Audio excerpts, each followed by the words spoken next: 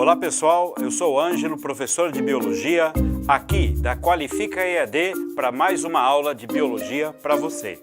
Então, hoje o nosso assunto é verminose, mas eu quero esclarecer, além disso, alguns termos em que a gente vai discutir a parte de parasitoses. Então, parasitose não é uma atividade feita apenas por vermes. Eu estou começando a partir deles, mas tem protozoários que também fazem esse tipo de relação ecológica. Então, olha só, você já deve conhecer alguns tipos de verminoses, ok? Porém, qual delas você teve mais contato? Será que você já teve alguma delas? Será que você conhece alguém que já tenha adquirido alguma verminose?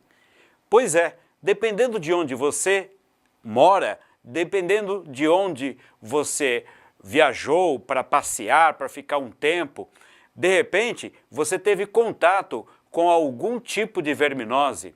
Ela pode não ter se desenvolvido em você, porque os seus anticorpos o protegeram. Porém, você nunca sabe onde exatamente pode adquiri-las. Por quê? Porque elas dependem de um fator fundamental, saneamento básico. Dentro da sua casa, você pode conhecer muito bem como funciona isso, mas fora dela, você não sabe qual é a água que está lá naquele lugar, qual é a qualidade do alimento que você está consumindo. Tudo isso você tem que levar em conta para fazer uma prevenção, ok? Bom, tá aqui.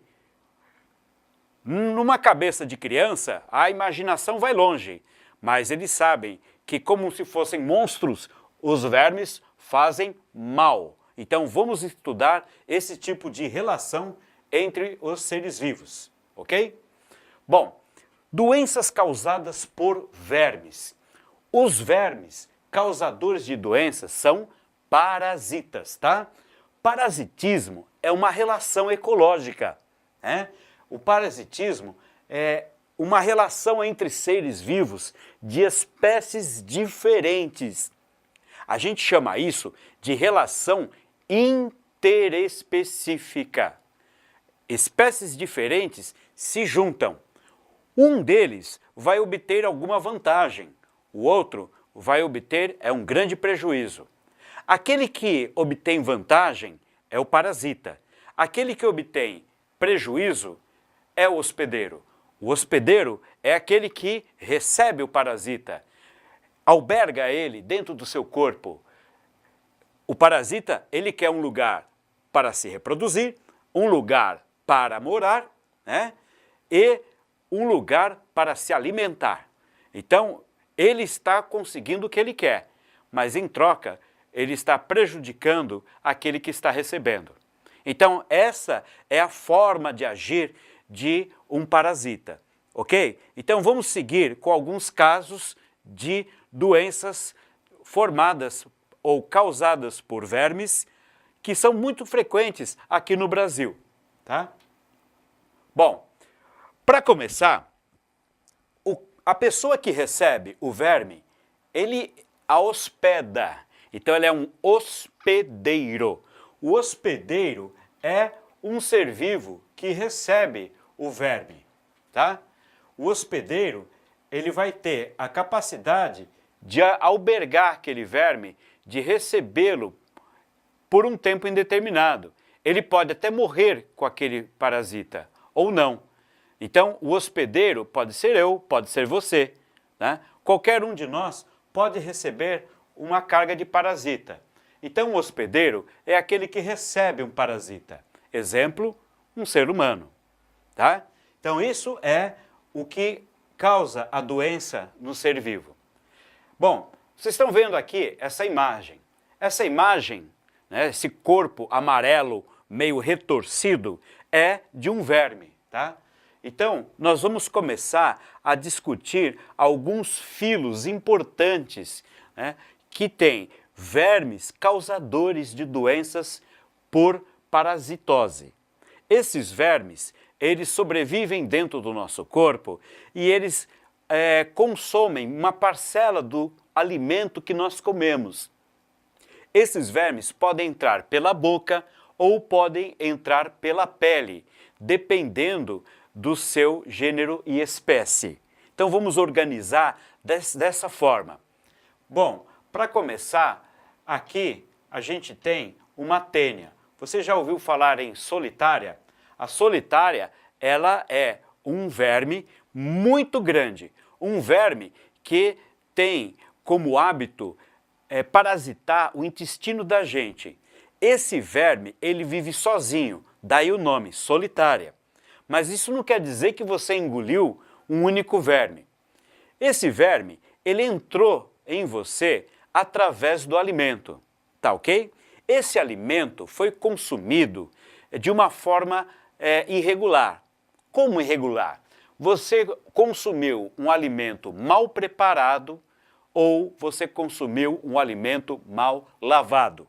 No caso da tênia, nós temos esse nome solitária porque, mesmo você engolindo vários ovos desse verme, você só vai desenvolver um deles. Existe uma espécie de competição entre eles dentro do intestino.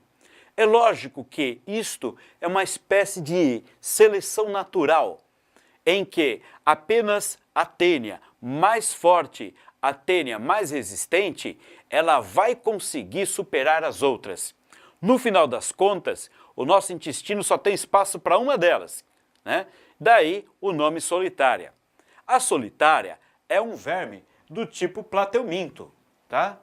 A tênia solium, ela tem um corpo muito longo, né, em formato de fita, e a fita é dividida em vários gominhos. Esses gominhos são chamados de proglotes, tá? As proglotes são segmentos do corpo desse verme. Esse verme se prende ao intestino através de ventosas que ele tem na cabeça ou através de ventosas e ganchos que uma espécie específica tem na cabeça. Então, ele desenvolve a capacidade de absorver uma boa parcela de tudo aquilo que você come. E aí, toda vez que você se alimenta, ele está pegando a parte dele. Só que ele não está te dando nada em troca, ele só está pegando. Então aí você vê, poxa, se ele está pegando uma parcela do que eu como, eu vou sentir uma necessidade de comer mais. Lógico.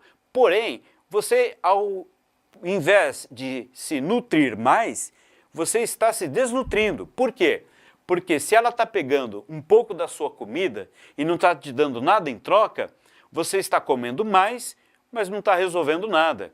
Já ouviram aquele ditado? Ah, parece que eu tenho uma solitária de tanto que eu como. Pois é, solitária virou até uma piada. Por quê? As pessoas que comem muito não necessariamente têm uma solitária, mas quem tem solitária seguramente come muito. Mas essa comida não vai para o cara, não vai para o hospedeiro, vai para quem? Para o parasita. Essa que é a desvantagem, tá? Você sustenta um ser vivo que não te dá nada de bom, tá? Não te dá nada de bom. Ok, esse aí é um porco, como vocês podem ver, não resta a menor dúvida. Então, o porco, como é que ele participa da transmissão da tênia? O porco, ele é um vetor. O que é um vetor? É um ser vivo que faz um papel intermediário. Quer dizer o seguinte, você tem a doença, né? E de repente, você pode transmitir para uma outra pessoa. Mas entre você e a outra pessoa, a transmissão não é direta. A transmissão é através de um outro animal, de uma outra espécie. Então, ele é um vetor. O vetor é o animal que transporta o ovo, né? Que transporta o ovo do plateuminto, que é o caso da tênia, a barata, por exemplo. A barata, ela tem, por natureza, a capacidade de rastejar em tudo quanto é esgoto. Quando ela vai para sua casa, ela carrega sujeira do esgoto no corpo dela, nas patinhas, na barriga, etc. E quando ela entra na sua casa, ela suja a sua casa. Então, ela é um vetor, tá? Porém, coitada da barata, ela não tem nem culpa. Ela está suja porque onde ela mora é sujo. Ela transporta aquilo, mas sem a intenção, óbvio. E o caso do porco? O porco é um pouco diferente. Por quê? Porque o porco, ele é contaminado pelo ovo da tênia. Ele é contaminado pelo ovo da tênia e aí ele desenvolve um problema também, chamado de cisticercose. A cisticercose, para o porco, é uma doença. E lá dentro do porco, a larvinha daquele verme fica lá. E essa larvinha, ela vai causar no porco alguns problemas. Ela circula no sangue e ela entra em certos lugares do corpo do animal que depois não consegue sair. Por quê? Porque ele está na corrente sanguínea. Está na corrente sanguínea e aí as artérias vão ficando cada vez mais finas. Aí o que acontece? A larvinha da tênia fica parada naquele lugar, na musculatura do animal. E aí você pega esse animal e mata esse animal, né? Tira a carne desse animal, consome, você come esse animal com larvas da tênia. E é aí que você pega. Então, veja só, hein? Entre você e o cara que está doente, o porco fez o quê? O papel intermediário. Ele é um vetor, ele leva, né? E ele é o vetor de que tipo de tênia? Da tênia solium, né? A espécie solium é a espécie do porco. A espécie saginata é a espécie do boi. O boi também é vetor, né, de tênia, mas de uma outra tênia, portanto, uma outra espécie de tênia, tá? Então vamos lá. Aqui eu tenho uma simplificação do ciclo, tá ok? Então vamos ver aqui. Aqui eu tenho um homem que tem a tênia, tá? Na barriga dele. Aí o que acontece? Esse cara mora num lugar onde não existe saneamento básico. Tudo bem. Então ele vai lá, naquele banheiro, né, que não tem uma fossa, ou ele nem tem banheiro, dependendo do lugar onde ele mora. Então ele usa a moita, né, o banheiro ecológico, e aí ele polui o meio ambiente. Ou então imagine esse camarada está andando por uma estrada, né, uma estrada lá no interior, e dá um aperto nele. Nossa, o banheiro está tão longe, mas tem tanto mato aqui, por que não fazê-lo? Fiz. Então ele vai lá e pronto. Nas fezes dele vai ter o quê? Um monte de gominhos do corpo da tênia, pedacinhos do corpo da tênia. Esses pedacinhos são chamados de proglotes. Esses pedacinhos, eles contêm os ovos da tênia e saem nas fezes. Essas fezes podem contaminar uma plantação. Imagina você, o cara tem um sítio, né? E aí ele não tem banheiro, ok? Ou tá lá a sujeira, né? As fezes espalhadas lá num canto de um sítio, embaixo de uma bananeira, etc e tal, numa região rural. Aí o que que acontece? Chove, né? Aquele cocô vai todo lá pro lago, para a represa, para o córrego, e aí aquela mesma água, ele coloca uma bomba, e aí o que acontece? Ele puxa aquela água e joga na plantação. O que ele fez com a plantação de alface, por exemplo? Ele encheu de ovos. Quando ele for colher, o que ele faz? Ele escolhe aquelas folhas bonitinhas que estão geralmente no miolo. Aquelas folhinhas sujas de terra, ele tira, ó, ficou lindona, tá? Só que aquelas folhinhas que ele jogou fora, ele junta na lavagem do porco. E aí o ovo vai para onde? Na barriga do porco. E depois, o que acontece? Da barriga do porco passa para a corrente sanguínea, a larvinha sai e penetra na corrente sanguínea. E depois? Depois vai ficar no músculo do porco. E aí o homem mata o porco, come a carne e adquire a larva. Ué, e aí? Não tem outro jeito? Tem. Se a carne for bem cozida, bem passada, ou tiver garantia de procedência, não tem problema. Se a carne for crua, mal passada, né? Carne mal cozida, então essa carne tem a possibilidade de transmitir esse tipo de verminose, tá? Isso aqui, pessoal, apresento para vocês uma microfotografia, né, da cabeça de uma tênia, chamada de Scolex. Na cabeça dela, você vai encontrar, né, aqui, ó, aqui são os ganchos, né, os ganchos dela. E aqui você vai encontrar as ventosas da tênia.